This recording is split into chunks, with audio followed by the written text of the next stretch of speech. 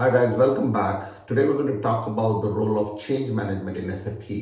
So there are two types of change management in SAP. One is called the project change management and the second one is called the user change management. Let's talk about the first one, which is project change management. The project change management really talks about what kind of changes you can have in a project scope. So when you have scoped the project, let's say you're doing financials, controlling, materials management, and sales and distribution implementation, and you have said order to cash cycle, procure to pay cycle, and you have also done record to report cycle in financials. Then that scope, which is, for example, in financials, general ledger, account receivable, account payable, and banking, if that increases in scope, for example, credit management comes in, and credit management impacts both sales and procurement, or quality assurance comes into procurement and that impacts your procurement process, then controlling that scope through a change control process is a project change management thing. So what will happen is you will have an external team which is not directly connected to the project, and they are agnostic and they do not have vested interest and they are not stakeholders in the project. They would go out and look at those changes that the business has proposed, which were originally not part of your scope, and determine whether this is outside of what you had scoped initially, so that you can create a quotation or a statement of work for it, and the client has to approve the statement of work to implement those changes, which are changes in scope or the project scope changes. So that's the number one. Number two, we'll talk about the change management as an organization, or the OCM, organization change management. So most companies have a change management process determined, which basically means you have to talk to all the stakeholders. Stakeholders mean those who are impacted. This could be C-level executive, it could be mid-level, it could be low-level executive, and obviously the users of the applications. You will have to go out and talk to them in terms of adoption of the new process or the new automated system you have created, either in financial, sales, or materials management. And what will happen is the change management process will include training videos, workshops, as well as gamification of change process, so that they understand the benefits that are coming from the change management process. So in the change management process, we have, number one, we have a change manager. In large organizations, we have change control agents or change agents. These agents are sometimes from the business side, sometimes they're from the project side, and sometimes they're from both. There's a project side change agent and then there's a business side change agent. Both a business side change agent is somebody who can influence the change of the process, or who can articulate the benefits of that process to the end users or the consumers of the automated system. While the project change management or the change agent will conduct workshops, he will create documentations, he'll create audio visuals, he'll create a portal where people can get help, as well as put that as part of the help desk process. So level one escalation of help would be, hey, I do not know how to do this, can you help me, right? So that level one would be a business prime or a subject matter expert from the business, and then he will look after that change. So the change management process from adoption standpoint is different from the project change management. The project change management controls the scope of the project, whereas the end user change management, or the OCM, organization change management, is a separate process. It looks at adoption of the new systems or the process that you have built in different applications or different modules of SAP, sales and distribution, finance, materials management, human resource, project systems are very, very common modules, as well as quality assurance, production planning, in case you're manufacturing, are very common modules in which you can articulate the change management process.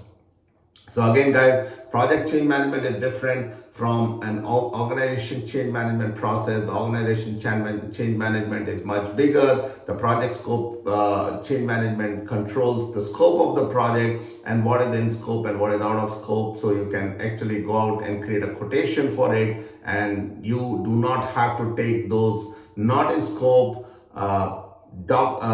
processes or areas of SAP as part of your project, and that's why the change control board is part of the project organization structure. Whereas the OCM, the organization change management, looks at adoption of the new process or the new systems, both by the end users, by the management, both middle and the top management, as well as in some cases there will be unions or organization groups of what we call as collective agreement provisionings, which is CAP or agreements with the unions to adopt the new automated system, which will benefit the organization as well as the consumers in terms of improving the process cycles. And this would include the change management and the change agents, both from the project side as well as from the business side. And it's a very important concept. So we generally do train the trainers. So you basically train what we call as the top level SMEs, who will go out and articulate that change and train the end users. The reason being, the SMEs or the trainers are very conversant and they are the business leaders of their business area. And when they talk to the larger organization, the adoption is much more acceptable, as they would be basically responsible for their own areas, and those users would be reporting to them on a day-to-day basis. So that's the number one thing, that train the trainer is what we do. Second, we create help guides or quick view help cards, which help the end users and all the management staff, as well both mid and top management, to kind of have a quick view of all their T codes, all the shortcuts like Control C, Control A, or what have you, and then they can look at that quick help card and say, hey, this is what I have to do. If they need to learn a process in detail, they can watch videos, audio visuals such as the one I'm making now, and these are also created on the portal. One of the other things that we do is we create interactive documentation or portal videos which allow a person to simulate the actual process and then enter the data. It's just like a testing tool, but it's more of an interactive, what I call as a video play. So you can go out and create the same process, simulate it, and then the user is asked to enter certain data which he's got to do on a day-to-day basis. So that is again a great process of adaptation by the end users. So that would be another one. And then the detailed documentations, workshops, and obviously we also have promotional material like logos, t-shirts, giveaways, so that people get excited about the whole adoption of the new process. So there you go, guys. Those are the two basic change management process we create in SAP projects. One is the SAP organization change management, which is adoption of users for the new process, and other is project change management, which is scope control by the project team members or the project organization structure. So all of this is done by the project sponsor. There's a project sponsor on the client side, and there's a project director or a client partner on the consulting team side. So both of them work together to control both project change and organization change management. So there you go, guys. That's what about change management in SAP projects and organization change management is. I hope you like this video. Please do like and subscribe this channel. We'll be coming up with more videos to help you understand different processes, different technologies in SAP, as well as do some demos of the modules that you will be configuring and making a success of your career in the SAP world. So guys, this is Sam All signing off from SAP Job Seekers and Careers Group.